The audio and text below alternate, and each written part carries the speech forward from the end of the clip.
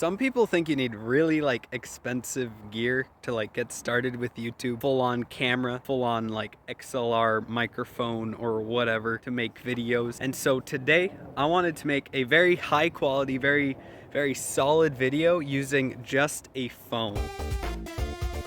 We have a phone I just recently factory reset. We have a tripod, but if you don't want to use a tripod because those are so expensive, you can use like a stack of books or DVDs, or people get creative with it. But look at how cool my tripod is. Look, it's even a projectile.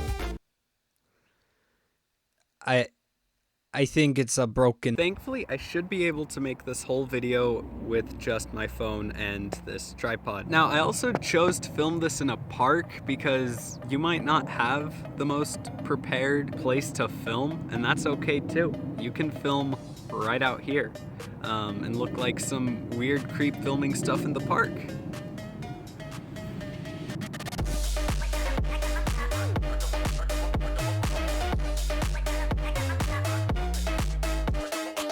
We have accomplished filming a video with just my phone. Now we have to go home, edit the video, really make sure that everything's neat and clean and that I don't have to refilm anything or add any other pieces of information. We'll see how that editing process goes. The biggest, most difficult thing that you need to consider when editing is how much is too much. What are you leaving in the edit? But also, what are you leaving out? Ultimately, you want to cut out any spots that have prolonged amounts of silence. Or you want to also remove bad way of saying things. This is something that definitely comes with time and experience and also being aware of it, which is why I bring it up. But ultimately, that is the biggest thing about editing. If you know what to cut out of the video, then you're going to make an awesome video. But also, if you cut too much out, then things could feel a little too quick. So a lot of it's just understanding what's going on in the video. Does this moment need to be faster, or does this moment need to be slower? The better you can get at that, the better your video will be.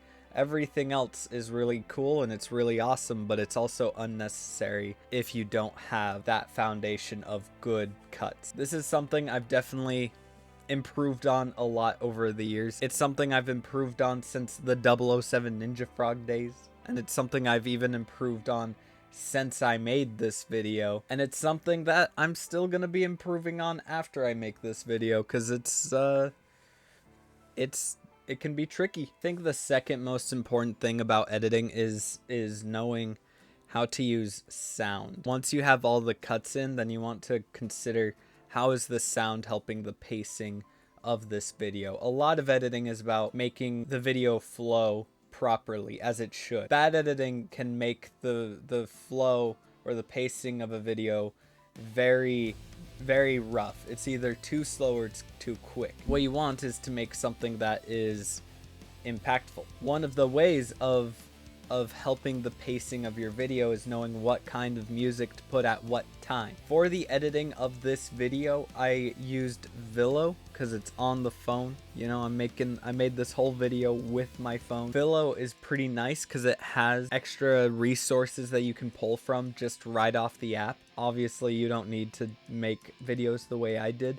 I just wanted to show how it's possible, and so I tried to stay strictly with what I had access to from what I filmed and from what I could find on the app. There are a couple of editing softwares on the phone. My favorite's Vilo. You can play around with the other ones if you want, but I personally really like Vilo. But the song I played in this video, I got off of Vilo. I thought it helped give the video this big entrance, which helped the flow, but then it lost that flow a little bit as the video went on. And what made the video lose that flow is that I stopped using music. And that's not to say that you need music to make a good YouTube video. I've seen many YouTube videos that were great without music, but music can definitely really help. It's kind of like a subliminal thing that helps keep a tone and a pacing and It's so good. Let's talk about masking. Masking is the term you would use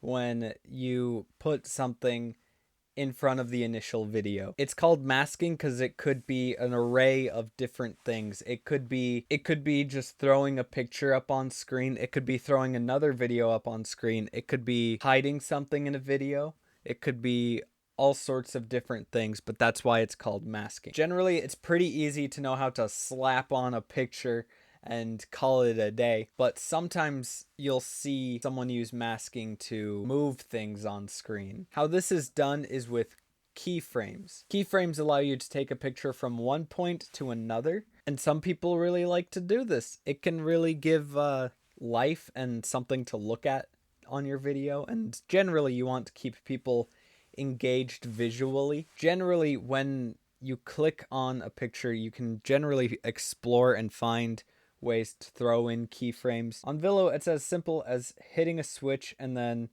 moving things from here to here. Cool masking or whatever.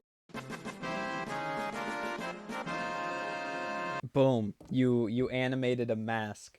This will look different on different editing programs, but from my experience using phone editing programs, it won't be terribly different across app. So now you know you have graduated to a new level, to a new standard of being able to make something with your phone at the very least, if nothing else. Of course, you could go further than I went in that video if you wanted to, but I wanted to strip down to the very bare bones of how to make a video cheaply and efficiently.